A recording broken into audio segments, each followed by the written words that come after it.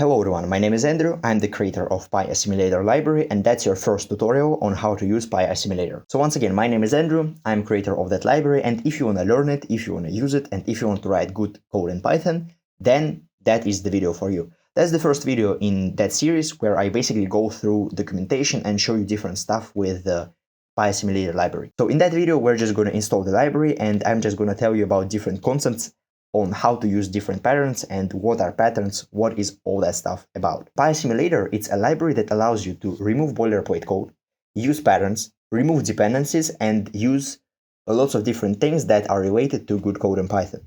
And of course, the library is not simple. Like, it's not simple, you need to learn it. But once you learn it, it becomes very, very, very easy to use. I'm gonna use Python 3.9. If you wanna use any other version of Python, starting from 3.8, and all the other versions that are going to come out later, then you can use it. The only difference in different versions of Python is annotations. So in Python, if you don't know about annotations, then Google it or watch my other videos. But in Python, you have those annotations, so type hints, and different annotations like from typing, we can import list, and I can say list of integers to show that my variable is a list of integers. That annotation is for Python 3.8, but we also have annotations like list that is a type in Python, so we don't need to import anything. That is an annotation for 3.9 and all the older versions, or all the following versions. The only difference that you're going to have is in the annotations. So I recommend you using Python 3.9, but you can use any other version and it's going to be working fine. Let's install our PyAssimilator. We just use pip install PyAssimilator. It's already installed for me, and the latest version that I'm going to use right now is 1.1.0. If the version is going to be updated, I'm going to tell you right before the video starts. We installed PyAssimilator. What do we need to know about it right now? The first thing that you need to know is what are different patterns. And what is a pattern? Pattern is a code, so a piece of code that allows you to execute some specific task. And those tasks are divided into three groups for now. The first one is database. So database are patterns that are related to data storage, data mutation, so any kind of data. And it's not only about SQL database or NoSQL databases. If you can store the data conceptually, like let's say you have an API, so a separate program that stores some of your data, you can use database patterns to interact with that specific API. Or you can use database patterns to interact with PostgreSQL database or MySQL or NoSQL like Cassandra or MongoDB. So basically any kind of data is in the database patterns. The next group is events. It's in development right now, but you're going to see some videos that talk about events, and events are related to event-driven architecture. If you don't know what that is, I'm going to explain it in the future, and since events are in the development, you don't really need to know about it for now. Unidentified patterns. So those patterns don't have a specific role. Basically, they execute different tasks. Like they can wrap errors, they can change different types, they can be used to postpone some execution of some code, and so on and so on and so on. So different patterns for different purposes. And we also have a thing called providers. And provider is an external library that is used to ease the use of assimilator. So let's say that you want to work with PostgreSQL. I'm not going to write my own ORM, my own thing for working with SQL. I can just use SQL Alchemy. If you want to work with Kafka, then you can just use PyKafka. If you want to work with Redis, you can use PyRedis. If you want to work with MongoDB, you can use PyMongo. So basically, providers are different external libraries that help us interact with PyAssimilator, or help PyAssimilator interact with technologies.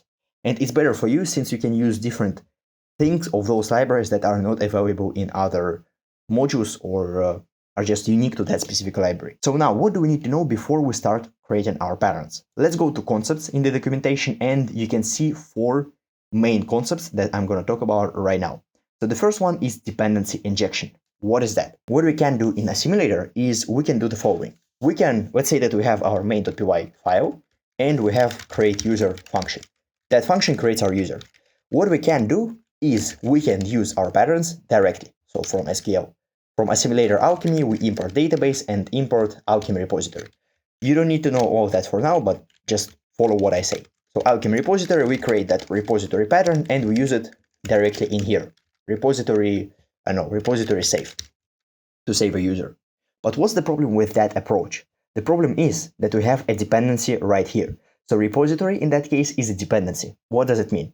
It means that if we want to change our repository to a separate type, or we want to change the class, so from Alchemy repository to, let's say, Redis repository, or to some other repository.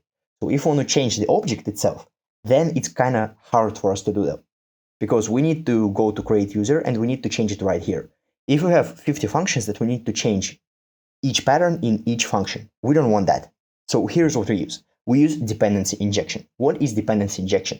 Dependency injection is basically when we accept our pattern as a parameter. So repository is going to be here, and we're going to use annotation Alchemy repository.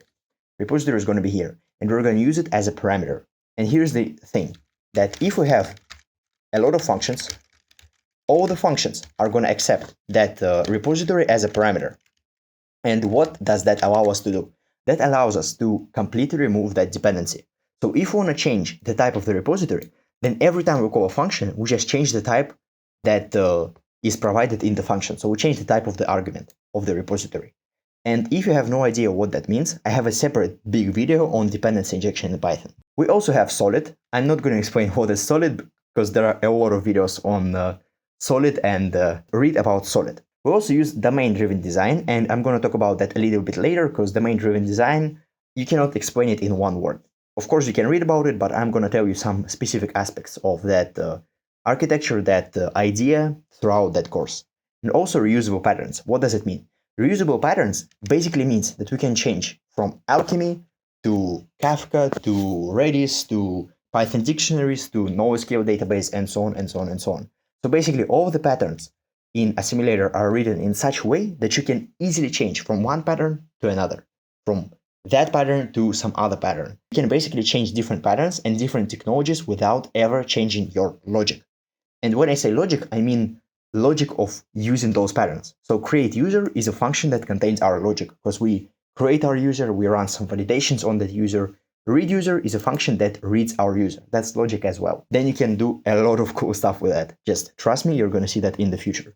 So I think that's it for that video. Go to the next video where I explain some other stuff on how all of that works and we create our first pattern.